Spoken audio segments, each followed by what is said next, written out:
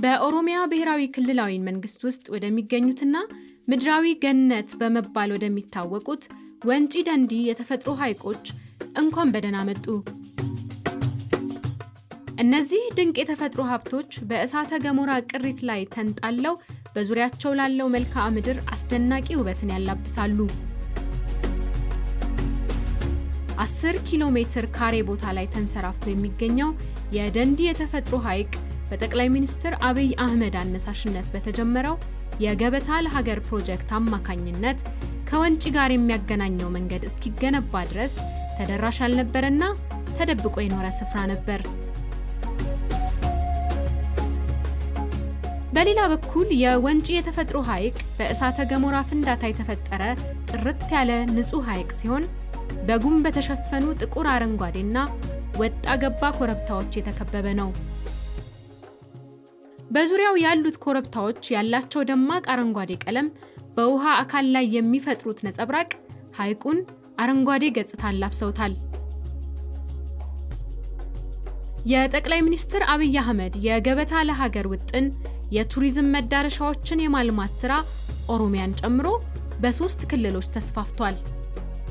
የገበታ ውጥን በኢትዮጵያ የሀገር በቀል ኢኮኖሚ ማሻሻያ አጀንዳ የቱሪዝም ምሰሶ ላይ የተመሰረተ ሲሆን የተመረጡት መዳረሻዎች አዳዲስ የህዝብ መሰረተ ልማቶችን በማጎልበት የሥራ ዕድል በመፍጠር የፈጠራ አገልግሎት ኢኮኖሚዎችን በማስፈን የኢትዮጵያን የቱሪዝም አቅም እያሳደጉ ይገኛሉ። የወንጪ ደንዲ ኢኮቱሪዝም መንደር ታሪክ የሚጀምረው ከደንዲ የተፈጥሮ ሐይቅ ስር ውብ መልክዓ ምድሮችንና የእርሻ ማሳዎችን እያቆራረጠ በተገነባው አዲሱ 13 ኪሎ ሜትር የአስፋልት መንገድ ላይ ነው። ከዋና መንገድ በተጨማሪ ከመንገዱ ጎን ለጎን የተገነቡት የብስክሌት መጋለቢያና የማራቶን መሮጫ ጎዳናዎች ፈታኝ ጉዞን ለሚወዱ ጎብኚዎች የአካባቢው መለያ የሆነውን ቀዝቃዛ ንጹህ አየር እየኮመኮሙ ወደ ወንጪ እንዲገሰግሱ ያስችላቸዋል። አዲስ የተገነቡት ባለ 38 ኪሎ ሜትር የወሊሶ ሃሮና ባለ 28 ኪሎ ሜትር የአምቦ ሃሮ መንገዶች ከተለያዩ አቅጣጫዎች ወደ ወንጪ ለመግባት የሚያስችሉ ሲሆን በግራና በቀኝ ለተጓዦች የአካባቢው አርሶ አደሮችን ማሳና መኖሪያ ያስቃኛሉ። ጎብኚዎች ከደንዲ ወደ ወንጪ ሲጓዙ በ13 ኪሎ ሜትሩ መንገድ ላይ አረፍ ብለው ትንፋሻቸውን የሚሰበስቡባቸው 4 ማራኪ ማረፊያ ቦታዎች ይጠብቋቸዋል። ለተራራ ወጪዎች፣ ለብስክሌት ጋላቢዎች፣ ለሯጮች ወይም ለአሽከርካሪዎች በመንገዱ ላይ በአጭር ጊዜ እረፍት ወስደው ጉዟቸውን በሙሉ አቅም እንዲቀጥሉ ታስበው የተሰሩ ማረፊያዎች ናቸው። እነዚህ ቦታዎች በየራሳቸው ተፈጥሮ በምታስቃኘው ውበት ለመደሰት እንደ አንድ መዳረሻ ሆነው ያገለግላሉ። ልዩ የተፈጥሮ ውህደትንና ባህልን እያስቃኙ በታዋቂ ተቋማት እንዲሁም በአቅራቢያው ባሉ ወጣቶች የሚዘጋጁ ምግቦችና የተለያዩ ራስን የማደሻ አማራጮችን ያቀርባሉ። የወንጪ ደንዲ ኢኮቱሪዝም መንደር ያሉ ማህበረሰቦች አካባቢው ከሚታወቅባቸው ኢኮኖሚያዊ ጠቀሜታዎች ድርሻ እንዲኖራቸው ለማድረግ ለየት ያለ ዘዴ ተቀይሷል። የማህበረሰቡ አባላት የፈረስ ግልቢያ፣ የበቅሎ ጉዞና ባህላዊ የጀልባ ቀዘፋ አገልግሎቶችን እንዲሁም ለጎብኚዎች የሚሆኑ የባህል ምግብ አማራጮችን ያቀርባሉ።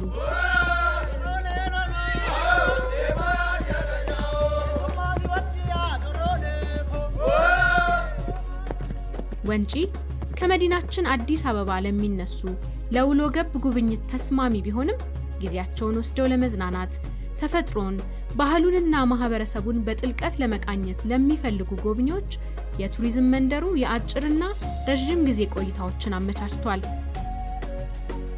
ወደ ወንጪ ኢኮሎጂ ግቡ።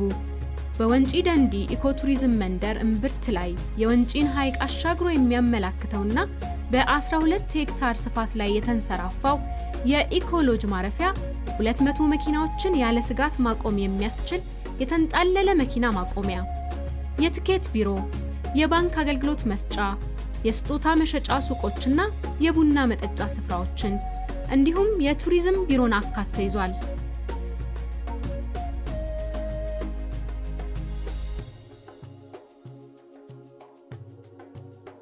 ሎጁ ሙሉ በሙሉ ጥንቅቅ ተደርጎ የተሰራና የራሱ የሆነ ስፓ ያካተተ ባለ 5 መኝታ ፕሬዚዳንሻል ማረፊያ ያለው ሲሆን ባለ 1 መኝታና ባለ 2 መኝታ ያላቸው ጎጆዎች፣ 2 የመሰብሰቢያ አዳራሾች፣ ከቤት ውጪ የመመገቢያ ቦታ፣ ምግብና መጠጥ ቤቶች፣ የአካል ብቃት ማዘውተሪያዎች፣ ልዩ ስፓን ጨምሮ ጂምናዚየምና የፍል ውሃ ገንዳን አጠቃሎ የያዘ ነው።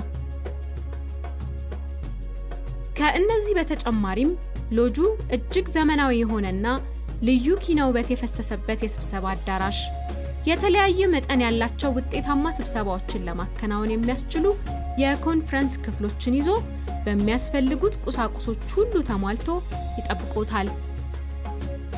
የሎጁ ውብና ዘመናዊ ባር ላቅ ያለ የመዝናናት ድባብን ይፈጥራል። ወንጪ ደንዲ ምን ያህል በጥራት እንደማይደራደርም ያስተውሉበታል። ሎጁ ለጥራት የሰጠው ቦታ ድንቅ የሆኑትን ባህላዊ ምግቦች ጣዕም በልዩ ሁኔታ በማዘጋጀትም ተገልጦ ይታያል።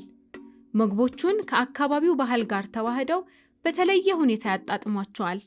የጎጆቹ ንድፎች በሐይቁና በተፈጥሮ መካከል ካለው ግንኙነት በመነሳት የተሰሩ ሲሆን ከወለል በታች ማሞቂያ ስለተገጠመላቸው ዓለም አቀፍ ደረጃውን የጠበቀ ምቾትን ይለግሳሉ። ቦታው አስተዋይ ለሆኑ ተጓዦች የተዘጋጀ እጅግ ቅንጡ መዳረሻ ነው ሊባል ይችላል። ጎጆቹ የኢትዮጵያውያንን የቤት አሰራር ባህልን መሰረት አድርገው በመሰራታቸው ያለምንም እንከን ከተፈጥሮ ጋር የሚዋሃዱና ለእንግዶች ልዩ ምቾትን መስጠታቸው ሎጁን ልዩ ያደርገዋል። እነዚህ ጎጆዎች በአካባቢው የድንጋይ ንጣፎች የተሰሩ የተለያዩ መስኮቶች ያሏቸው ሲሆን በማየት ብቻ ወደ ድንግሉ የተፈጥሮ ዓለም እንደ ውሃ ለመጥለቅ ያስችላሉ። በዙሪያው ካለው ተፈጥሮ ጋር ጥልቅ ግንኙነት በማጎልበት ሎጁ ዘመናዊ ስነ ህንፃንና ተፈጥሮን አስማምቶ ይዟል። ከሐይቁ ፊት ለፊት የተገነባው የእንጨት ሰገነት የመመገቢያ ጠረጴዛና 2 ምቹ የፀሐይ መሞቂያ አልጋዎችን ይዞ ጎብኚዎችን ከፊት ለፊታቸው የተዘረጋውን ውበት ያለ ስስት እንዲቃኙ ይጋብዛል። በጥንቃቄ ልቅም ተደርገው በጠንካራ እንጨት የተገነቡት የጎጆ ጣሪያዎች ባህላዊውን ጎጆ ቀለም በሚያንጸባርቁ መጎናጸፊያዎች አሸብርቀው ከፍ ብለው ይታያሉ። ከተናጥል ቦታዎች ባሻገር ለጋራ መጠቀሚያ የሚውል ቦታም ታስቦ በጥበብ ተዘጋጅቷል። በሁለገቡ የሸራ ድንኳን የእንግዶች ልዩ ፍላጎቶችና ልዩ ተግባራትን ለማከናወን በጋራ እንዲጠቀሙበት ተሰናድቷል። የወንጪ ኢኮሎጅን በጣም ልዩ የሚያደርገው በሎጅ ፕሮጀክት ውስጥ ለተካተቱ አርሶ አደር አባወራዎች በጥራት የተገነቡ መኖሪያ ቤቶችን ማዘጋጀቱ ነው። ቀደም ሲል በጭቃ ቤቶች ውስጥ ይኖሩ የነበሩ 13 የአካባቢው ነዋሪዎች በኢኮቱሪዝም ፕሮጀክት እምብርት ላይ ባለ 5 የመኝታ ክፍል ያላቸው ዘመናዊ ቤቶች ባለቤት ሆነዋል። አርሶ አደሮቹ ቆይታቸውን ከአካባቢው ነዋሪዎች ጋር ለማድረግ ለሚፈልጉ ጎብኚዎችም ክፍሎቻቸውን በማከራየት ጥሩ ገቢ የማግኘት እድል አግኝተዋል። አረንጓዴ ኮረብታዎችና የእሳተ ገሞራ ፍል ውሃ ወዳሉበት የወንጪ ሐይቅ መስኮች ወጣ ይበሉ። የፍል ውሃውና ከከርሰ ምድሩ የሚመነጩ ማዕድናትን የያዘው የጭቃ ገላ መታጠቢያ በአካባቢው ነዋሪዎች ዘንድ እንደ መድኃኒት ይቆጠራል። በቅርብ ርቀት ላይ የወንጪ ኢኮሎጂ የተፈጥሮ ጀብድ የሚያረካቸው የሚስተናገዱበት የውጭ አገልግሎት መስጫም ተዘጋጅቷል። 20 በሚገባ የተደራጁ ድንኳኖች ሌሊቱን ከቤት ውጪ ማሳለፍ የሚያስደስታቸውን እንግዶች ይጠብቃሉ። አጭር የእግር ጉዞ ለማድረግ ከፈለጉም በአረንጓዴ ደኖችና በጅረቶች ላይ በተንጠለጠለውና 72 ሜትር ርዝመት ባለው ድልድይ ላይ በመጓዝ የጀብዱ ጉዞውን መቀጠል ይቻላል። የወንጪ ደንዲ ኢኮቱሪዝም መንደር በአቅራቢያው የሚገኙ ማህበረሰቦችን የሚያገለግሉ ሰፋፊ የመሰረተ ልማት ስራዎችንም አከናውኗል። ወደ መንደሩ እንዲያዘልቅ ከተገነባው 43 ኪሎ ሜትር ርዝመት ካለው አዲስ መንገድ በተጨማሪ በውስጥ ወዳሉ መዳረሻዎች በሙሉ የሚያገናኙ 35 ኪሎ ሜትር ርዝመት የሚሸፍኑ የመንገድ መብራትና የኤሌክትሪክ አቅርቦት አግኝተዋል። የኢኮቱሪዝም መንደሩ የ4G የቴሌኮም አገልግሎትም ሙሉ ሽፋን አለው። ከዚህ በፊት በጥቂት ሰዎች ብቻ የሚታወቀውና የሚዘወተረው ይህ ጥብቅ ቦታ በሺህ የሚቆጠሩ ዓለም አቀፍና የአገር ውስጥ ጎብኚዎችን ለመቀበል በሚመች ሁኔታ ተዘጋጅቷል። ይህም የአካባቢው ኢኮኖሚ ከሞላ ጎደል እንዲነቃቃ ምክንያት ሆኗል። ይህ የገበታ ለሀገር መዳረሻ በግንባታ ወቅት ከ8000 እስከ 12000 የሚደርሱ ሰራተኞችን ያሳተፈ ሲሆን ዛሬም ድረስ 560 ወጣቶች በ22 አነስተኛና መካከለኛ ኢንተርፕራይዞች ተደራጅተው በስራ ላይ ይገኛሉ።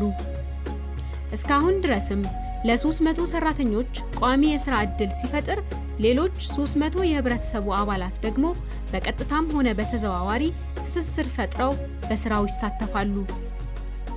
ወደ ወንጪ ደንዲ ኢኮቱሪዝም መንደር መጥተው ይጎብኙ። በውሎ ገብ ጉብኝት ወይም በአዳር እንደ ምርጫችሁ በወንጪ ኢኮ ሎጅ ውስጥ አዝናኝና በጀብድ የተሞሉ ቀናትና ሌሊቶችን ያሳልፋሉ። ወንጪ ደንዲ ኢኮቱሪዝም መንደርና ሎጅ ከማህበረሰቡ ጋር ከልብ የተሳሰረ አስደናቂ መዳረሻ